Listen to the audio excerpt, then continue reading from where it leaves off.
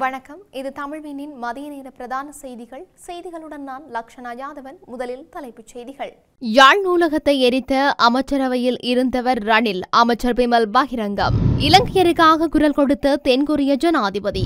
உள்ளூரில் தயாரிக்கப்பட்ட துப்பாக்கியுடன் சந்தேக நபர் கைது.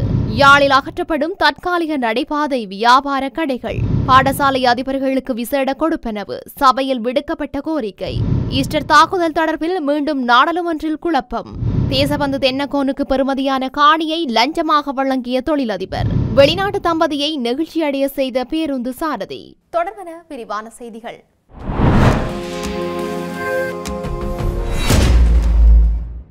யாழ்ப்பாணம் நூலகத்தை எரித்த மற்றும் கருப்பு ஜூலையை உருவாக்கிய அமைச்சரவையில் இருந்தவர்களில் ரணில் விக்ரமசிங்க மட்டுமே இப்போது இருக்கின்றார் என்று சபை முதல்வரும் அமைச்சருமான பிமல் ரத்நாயக்க தெரிவித்துள்ளார்.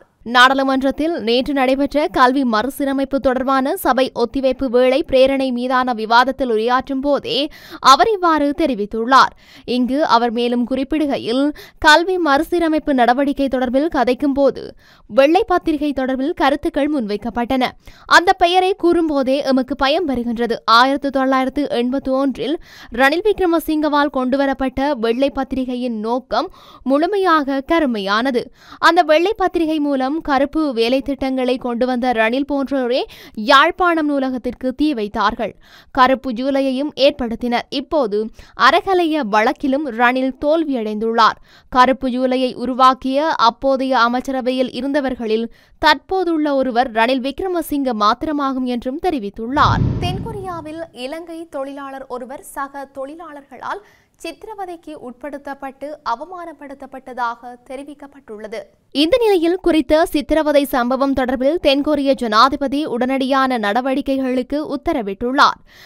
ஜியோலாவின் நஜ என்ற நகரிலுள்ள ஒரு செங்கல் தொழிற்சாலையில் இந்த சம்பவம் நிகழ்ந்திருக்கின்றது. புதிய ஊழியர் ஒருவருக்கு பணியை சரியாக கற்றுக் கொடுக்கவில்லை என்பதற்காக ஏனைய ஊழியர்களால் இலங்கையின் ஊழியர் சித்திரவதைக்கு உட்படுத்தப்பட்டுள்ளார். இது தொடர்பான காணொளி அதிகமாக பகிரப்பட்டதை அடுத்து தென்கொரிய ஜனாதிபதி இந்த விடயத்தில் நடவடிக்கைக்கு உத்தரவிட்டிருக்கின்றார். எந்தவொரு மனித உரிமை மீறல்களுக்கும் தமது நாட்டில் இடமில்லை என்றும் அவர் குறிப்பிட்டிருக்கின்றார். பொத்துவில் போலீஸ் பிரிவிற்குட்பட்ட ஒருகமலே பகுதியில் உள்ளூரில் தயாரிக்கப்பட்ட துப்பாக்கியுடன் சந்தேக நபர் ஒருவர் கைது செய்யப்பட்டுள்ளார்.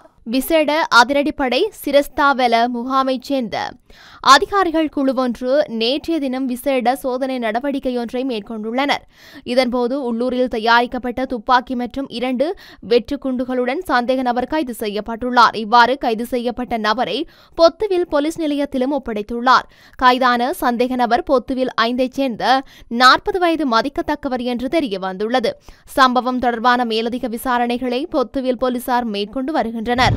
யாழில் மக்கள் போக்குவரத்திற்கு இடையூறாக காணப்படும் தற்காலிக வியாபார நிலையங்களை அகற்றும் செயற்றிட்டம் முன்னெடுக்கப்பட்டுள்ளது. இதன் கீழ் முதற்கட்டமாக யாழ்ப்பாண பல்கலைக்கழகத்தின் முன்புறத்தில் நடைபாதையில் தற்காலிக வியாபார நிலையங்களை அமைத்து வியாபாரத்தில் ஈடுபடுகின்ற அத்தனை வியாபார நிலையங்களையும் அகற்றுவதற்குரிய நடவடிக்கைகளை நல்லூர் பிரதேச சபை மேற்கொண்டுள்ளதாக தவிசாளர் மயூரன் தெரிவித்துள்ளார்.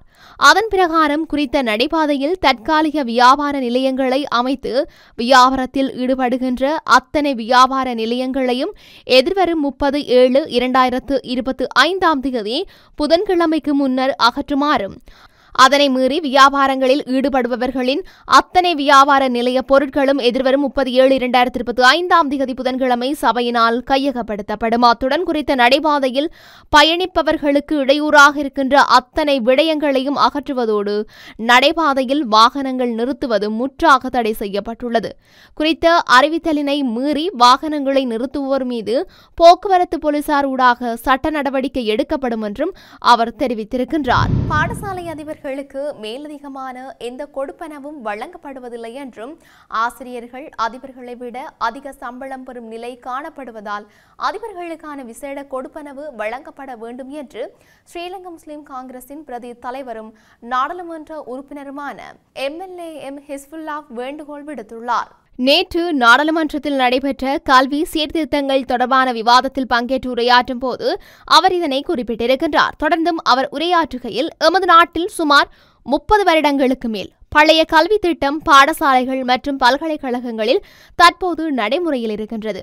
உலகின் பல நாடுகள் தங்களின் பாடசாலை மற்றும் பல்கலைக்கழக கல்வி திட்டங்களில் பல்வேறு திருத்தங்களை மேற்கொண்டு வரும் நிலையில் நாம் இன்னும் அதே பழைய கல்வி திட்டத்தில் இருந்து வருகின்றோம். எனினும் தற்போது கல்வி சீர்திருத்தங்களை மேற்கொள்ளும் எமது கல்வி அமைச்சருக்கு வாழ்த்துக்களை தெரிவித்துக் கொள்கின்றேன். கிழக்கு மாகாணம் உட்பட ஏனைய பாடசாலைகளில் அதிபர்கள் இல்லாததனால் கல்வித்தரம் மிகவும் மோசமான நிலையில் உள்ளது. இந்த விவகாரத்தில் அதிக கவனம் செலுத்த வேண்டும் என்பதோடு அதிபர் பிரச்சினைகளை தீர்ப்பதற்கான நடவடிக்கைகள் மிக விரைவில் மேற்கொள்ளப்பட வேண்டியது அவசியமானது. பல்கலைக்கழக பாடத்திட்டங்களிலும் மாற்றங்களை கொண்டு வர வேண்டும். தற்போது நடைமுறையில் உள்ள பாடத்திட்டங்கள் மிக பழமையானவை. அவற்றை நவீன காலத்திற்கு ஏற்ப மாற்றி மாணவர்களின் திறனுக்கும் தொழில்நுட்ப தேவைகளுக்கும் ஏற்றவாறு மேம்படுத்த வேண்டிய அவசியம் உள்ளது என்று தெரிவித்துள்ளார். நாடாளுமன்றத்தில் முஜிபுர் ரஹ்மான் ஈஸ்டர் தாக்குதல் சம்பவம் தொடர்பில் கேள்வி கேட்கும் போது சபாநாயகர் அவரின் ஒலிவாங்கியை நிறுத்தியதால் சில நிமிடங்கள் குழப்பம் ஏற்பட்டுள்ளது. ஐக்கிய மக்கள் சக்தி நாடாளுமன்ற உறுப்பினர் சமிந்த விஜயஸ்ரீயின் கேள்வி நேரத்தில் அவர் சபாநாயகருக்கு நிலையியல் கட்டளை சட்டம் தொடர்பில் விளக்கம் அளித்து ஈஸ்டர் தாக்குதல் விசாரணை தொடர்பில் பிரதமரிடம் கேட்ட கேள்விக்கு பிரதமர் அளித்த பதிலின் போதே இந்த குழப்பம் ஏற்பட்டது. எப்போதும் நாங்கள் கேள்வி கேட்கும் போதே நேரம் வீணடிக்கப்படுவதான சபாநாயகரின் கூற்று பிழையானது என்று முஜிபுர் ரஹ்மான் கூச்சலிட்டார். மேலும் அந்த சந்தர்ப்பத்தில் சபை முதல்வர் விமல் ரத்நாயக்க எதிர்க்கட்சியின் கூச்சலுக்கும் சண்டித்தனத்துக்கு பயப்பட வேண்டாம் என்றும் குறிப்பிட்டுள்ளார். பதவி நீக்கப்பட்ட போலீஸ் மா அதிபர் தேசபந்து தென்னகோனுக்கு புலத் சிங்கள பகுதியில் ஒரு பிரபல தொழிலதிபர் பெறுமதியான காணியொன்றை வழங்கியுள்ளார் என்று தகவல்கள் வெளியாகியுள்ளது. இது தொடர்பில் லஞ்ச ஊழல் ஆணைக்குழுவிற்கு தகவல் கிடைத்துள்ளதாக வட்டாரங்கள் தெரிவிக்கின்றன. அதற்கமைய காணி பரிவர்த்தனை நடந்த விதம் மற்றும் சம்பந்தப்பட்ட தொழிலதிபருக்கும் தேசபந்து தென்னகோனுக்கும் இடையிலான உறவு குறித்து லஞ்ச ஒழிப்பு ஆணைக்குழு விசாரணை நடத்தவுள்ளது.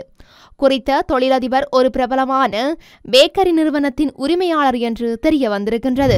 இலங்கைக்கு சுற்றுலா பயணம் மேற்கொண்ட ஸ்பெயின் நாட்டு பயணி தொலைத்த கைக்கடிகாரத்தை உரிய நபரிடம் ஒப்படைத்த பேருந்து நடத்துனரின் செயல் பலராலும் பாராட்டப்பட்டுள்ளது.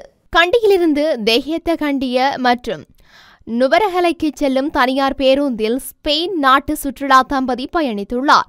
இதன்போது 1 லட்சம் ரூபாவுக்கும் அதிக மதிப்புள்ள ஆப்பிள் கடிகாரத்தை தொலைத்துள்ளனர். தாங்கள் தங்கியிருந்த ஹோட்டலின் உரிமையாளரிடம் காணாமல் போன கடிகாரம் தொடர்பில் வெளிநாட்டு தம்பதி தகவல் வழங்கியுள்ளார். இது தொடர்பில் அவர்கள் பயணித்த பஸ் உரிமையாளர்களை கண்டுபிடித்து காணாமல் போன கடிகாரம் தொடர்பில் தெரிவித்துள்ளனர். இதன்போது பேருந்தை சுத்தம் செய்யும் போது கடிகாரம் ஒன்று கண்டெடுக்கப்பட்டதாக பேருந்து நடத்துனர் குறிப்பிட்டுள்ளார். பேருந்து மகியங்கனை திரும்பியதும் உரிமையாளர்களிடம் கடிகாரத்தை வழங்குவதாக உறுதியளித்துள்ளார். அதற்கமைய பேருந்து நடத்துனரால் வெளிநாட்டு தம்பதியிடம் கடிகாரம் ஒப்படைக்கப்பட்டது. தொலைந்து போன கடிகாரத்தை திரும்ப பெற்றதில் வெளிநாட்டு தம்பதியினர் மிகுந்த மகிழ்ச்சியடைந்தனர். மேலும் இலங்கையில் வாழும் நேர்மையான மக்களுக்கு மரியாதைக்குரிய நன்றியையும் தெரிவித்துள்ளார்கள். செய்திகள் நிறைவாக மீண்டும் தலைப்புச் செய்திகள். யாழ் நூலகத்தை எரித்த அமைச்சரவையில் இருந்தவர் ரணில், அமைச்சர் பிமல் பகிரங்கம். இலங்கையருக்காக குரல் கொடுத்த தென்கொரிய ஜனாதிபதி. உள்ளூரில் தயாரிக்கப்பட்ட துப்பாக்கியுடன் சந்தேக நபர் கைது. யாழில் அகற்றப்படும் தற்காலிக நடைபாதை வியாபார கடைகள். பாடசாலை அதிபர்களுக்கு விசேட கொடுப்பனவு. சபையில் விடுக்கப்பட்ட கோரிக்கை. ஈஸ்டர் தாக்குதல் தொடர்பில் மீண்டும் நாடாளுமன்றில் குழப்பம். தேசபந்து தென்னகோனுக்கு பெறுமதியான காணியை லஞ்சமாக வழங்கிய தொழிலதிபர். வெளிநாட்டு தம்பதியை நெகிழ்ச்சியடைய செய்த பேருந்து சாரதி. இத்துடன் தமிழ்வினின் மதிய நேர பிரதான செய்திகள் நிறைவு பெற்றன. செய்திகளை உடனுக்குடன் அறிந்து கொள்ள தமிழ்வின் என்ற யூடியூப் பக்கத்தினூடாக இணைந்திருங்கள். வணக்கம்.